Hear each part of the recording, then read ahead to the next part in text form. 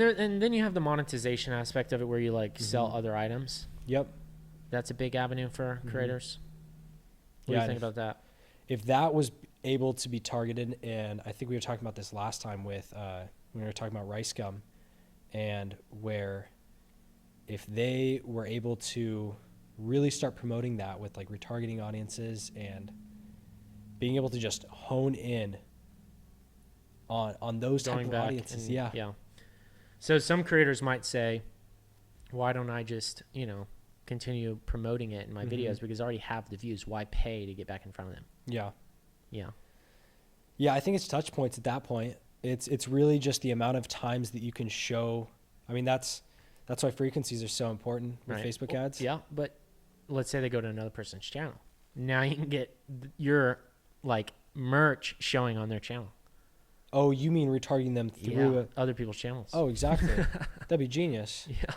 Yeah, because then, yeah, I think it's at that point, it's just touch points. It's being able to just, if you show up more than someone else, that's why the biggest brands in the world are always, that's why they run ads on TV. It's not because Mm-hmm. they want you to convert off of an ad on TV. It's just because they want you to see that ad. They're focusing on brand. Exactly. Like it's always going to be in the back of your mind. Yeah. And I think that if they were able to take advantage of that and not just, I do like the style of having a drop and it can build the hype around that, but just having 3, 4, 5 other touch points just really quick, I bet you could double, triple conversions per drop if they were doing it that way. Yeah. That makes me think, I wonder how much of a factor when creators do brand deals for other brands, not themselves, where they get paid to do it. I wonder how much of a factor that helps lift their overall view count or brand, because you think about like Nike sponsoring an athlete, that athlete then getting all these ad dollars pushed behind them. And I've been testing this myself, right? Where they get all this big budget put behind them. They're on TV way more, and they're being shown, and people might actually discover them through these commercials or ads. And then that builds their own following, which then they can monetize more.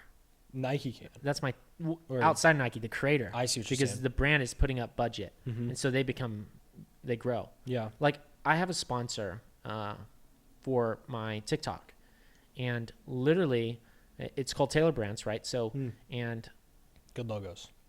yeah, good logos. They don't sponsor the YouTube though. Mm. So on TikTok, I make a post, right? They put so much ad dollars behind it that the video will literally get 3 to 5 million views. And then when I go to my Google search, some of the highest search queries I'm finding out when like I see these analytics for us is like it'll say my name next to theirs. Really? And like it's becoming one of the highest search terms. It's becoming, associated with their brand. It's like a win-win for everyone. Yeah, if you're doing the right deals. And the thing is with it, they're building the audience with their budget and getting a win out of it. I'm getting a win out of it, which is like just helping, get a lot more reach. Yeah. Which is crazy. So it's a big value prop. And I think, all these other brands that are also putting ad dollars behind these creators, it's probably helping a lot if they're doing the right deals.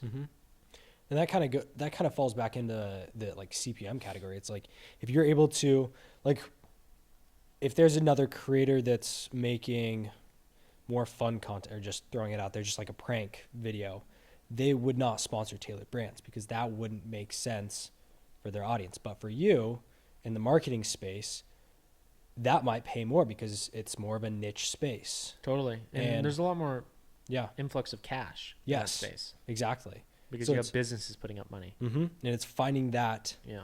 that niche that you can be in. Yeah. Same thing with the CPMs for YouTube videos. Right. Yeah.